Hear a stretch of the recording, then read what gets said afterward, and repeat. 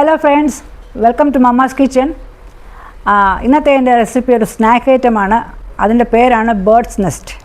കിളികളൊക്കെ nest ഉണ്ടാക്കുന്നത് നിങ്ങൾ കണ്ടിട്ടുണ്ടോ? ഒന്ന് സൂക്ഷിച്ച് അതിനെ നോക്കിയാൽ അത് എത്രയോ പ്രയാസപ്പെട്ടാണ് നെസ്റ്റ് ഉണ്ടാക്കുന്നത്. ദൂരെ ദൂരെ പറന്നുപോയി ചെറിയ ചെറിയ കമ്പുകളും ഇലകളും ഒക്കെ പെറുക്കിയെടുത്തുകൊണ്ട് ഒന്ന് നല്ല നെസ്റ്റ് ഉണ്ടാക്കുന്നത്. എന്ത് ബ്യൂട്ടിഫുൾ ആയിരിക്കും ആ നെസ്റ്റ് ഉണ്ടായി കഴിയുമ്പോൾ. അതിൻ്റെ ആ ലാസ്റ്റ് പ്രോഡക്റ്റ് അത് കണ്ട് വളരെ ആസ്വദിച്ചിട്ടുണ്ട് ഞാൻ അതുപോലൊരു നെസ്റ്റ് ഉണ്ടാക്കാമെന്ന് വിചാരിച്ചു. ഇന്നത്തെ എൻ്റെ സ്നാക്സിൻ്റെ പേരാണ് ബേർഡ്സ് നെസ്റ്റ്. അതുണ്ടാക്കാനായിട്ട് വളരെ കുറച്ച് സാധനങ്ങൾ മാത്രം മതി.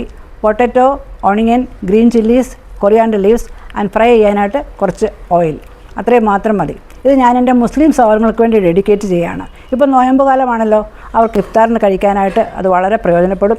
പ്രത്യേകിച്ച് കുഞ്ഞുങ്ങൾക്ക് വളരെ ഇഷ്ടപ്പെടും. കാണാൻ നല്ല ഭംഗിയാണ്. ഇത് ഒന്ന് കഴിച്ചാൽ പോരാ, ഒന്ന് കഴിക്കുന്നവർ രണ്ടും മൂന്നും പിന്നെയും വാങ്ങിച്ച് കഴിക്കും. അതുപോലെ നല്ലതാണിത് കഴിക്കാനായിട്ട്. നല്ല കറുമുറാന്നിരിക്കും, കാണാനും നല്ല ഭംഗിയാണ്. അതുപോലുള്ള ഐറ്റമാണ്. ഇതെങ്ങനെയാണ് പ്രിപ്പയർ ചെയ്യുന്നത് നമുക്കൊന്ന് കണ്ടു നോക്കാം. നിങ്ങളെല്ലാവരും എൻ്റെ കൂടെ ഉണ്ടല്ലോ, എന്നാൽ നമുക്ക് തുടങ്ങാം. ഇന്നത്തെ എൻ്റെ സ്നാക്സ് ഐറ്റമിന് വേണ്ട ഇൻഗ്രീഡിയൻസ് ആണ് കാണിക്കുന്നത്.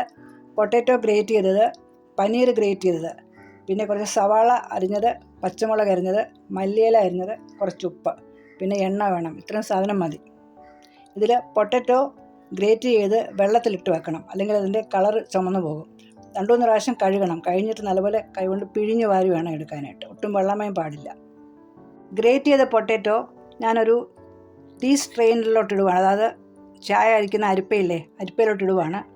അതിനകത്തൊരു ഷേപ്പ് കൊടുക്കണം. ഒരു ബാസ്ക്കറ്റാണ് ഞാൻ ഉണ്ടാക്കാൻ പോകുന്നത്. ബാസ്ക്കറ്റ് അല്ലെങ്കിൽ നെസ്റ്റ്, ആ ഒരു ഷേപ്പ് കിട്ടാൻ വേണ്ടി അതാണ് ഉണ്ടാക്കുന്നത്. തിന്നായിട്ടുള്ള ഒരു ലെയർ വേണം കൊടുക്കാൻ. ഒരുപാടങ്ങ് തിക്കായാൽ നല്ലപോലെ ഫ്രൈ ചെയ്യുന്ന സമയത്ത് ക്രിസ്പി ആവത്തില്ല. ഇതിങ്ങനെ എടുത്തതിന് ശേഷം ഞാൻ എണ്ണയ്ക്കകത്ത് ഫ്രൈ ചെയ്യാൻ പോവുകയാണ്. ഒരു ചെറിയ കടായിക്കകത്ത് എണ്ണ ചൂടാക്കാൻ വെച്ചിരിക്കുന്നു. എണ്ണ തിളയ്ക്കുന്ന സമയത്ത് നമ്മൾ ഈ പൊട്ടാറ്റോ ഗ്രേറ്റ് ചെയ്ത് ഒരു ഷേപ്പ് ചെയ്ത് എടുത്തല്ലോ, ഒരു ടീ സ്ട്രെയിനകത്ത് എടുത്തില്ലേ, അത് അതിനകത്തോട്ട് പിടിച്ചുകൊണ്ട് ഫ്രൈ ചെയ്യണം. അങ്ങനെ പിടിച്ച് ഫ്രൈ ചെയ്യുന്ന സമയത്ത് അത് നല്ല ക്രിസ്പി ആയിട്ടൊരു നെസ്റ്റിൻ്റെ ഷേപ്പിൽ വരും.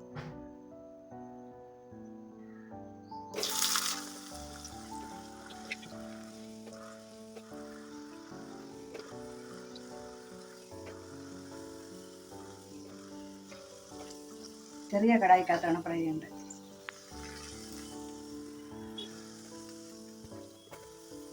ഒരു നെസ്റ്റ് ഞാൻ ഉണ്ടാക്കി, അടുത്തത് ഉണ്ടാക്കാൻ പോവുകയാണ്.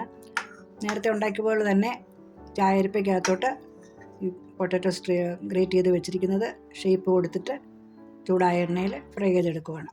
ഒരു പ്രാവശ്യം കൂടെ നിങ്ങളെ കാണിക്കുന്നതേ ഉള്ളൂ. ആദ്യം ചെയ്തതുപോലെ തന്നെയാണ് ഉണ്ടാക്കുന്നത്. അതുകൊണ്ട് ഡീമോൾഡ് ചെയ്യുന്നതും കാണിക്കാം.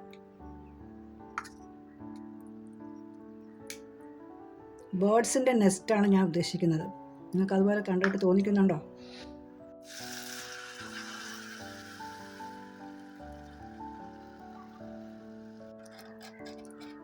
ഇത് ഫ്രൈ ചെയ്തതിന് ശേഷം ഡീമോൾഡ് ചെയ്യുന്നത് ഞാൻ കാണിക്കുകയാണ്. ഓരോ സൈഡിൽ നിന്ന് പതുക്കെ ഇങ്ങനെ അങ്ങോട്ട് പൊക്കിക്കൊടുത്താൽ മതി, അത് ഇളകി വരും. കണ്ടോ?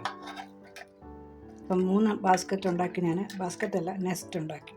ഇത് ബാസ്ക്കറ്റ് വേണമെങ്കിലും അതുപോലെ വേണമെങ്കിലും ഉണ്ടാക്കാം. ഇതിപ്പോൾ ബേർഡ്സ് നെസ്റ്റാണ് ഉണ്ടാക്കുന്നത്. നെസ്റ്റിനുള്ളിൽ കുറച്ച് ഫില്ലിങ് വെക്കാൻ പോവുകയാണ്. നമുക്ക് ഇഷ്ടമുള്ള ഏത് ഫില്ലിങ് വേണമെങ്കിലും വെക്കാം. ഞാനിപ്പോൾ വെക്കുന്നത് കുറച്ച് പനീർ, കുറച്ച് സവാള അരിഞ്ഞത്, കുറച്ച് മല്ലിയില, കുറച്ച് പച്ചമുളക് അരിഞ്ഞത്, അത്രയും സാധനമാണ് വെക്കുന്നത്.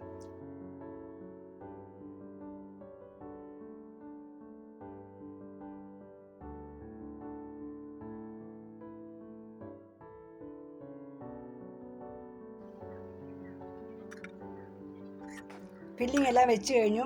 ഞാൻ 4 എണ്ണം ഉണ്ടാക്കിയത്. ബേർഡ്സ് നെസ്റ്റ്, പൊട്ടാറ്റോ കൊണ്ടുള്ള ബേർഡ്സ് നെസ്റ്റ്. ഇതെങ്ങനെയാണ് പ്രിപ്പയർ ചെയ്യുന്നത് നിങ്ങളെല്ലാവരും കണ്ടല്ലോ.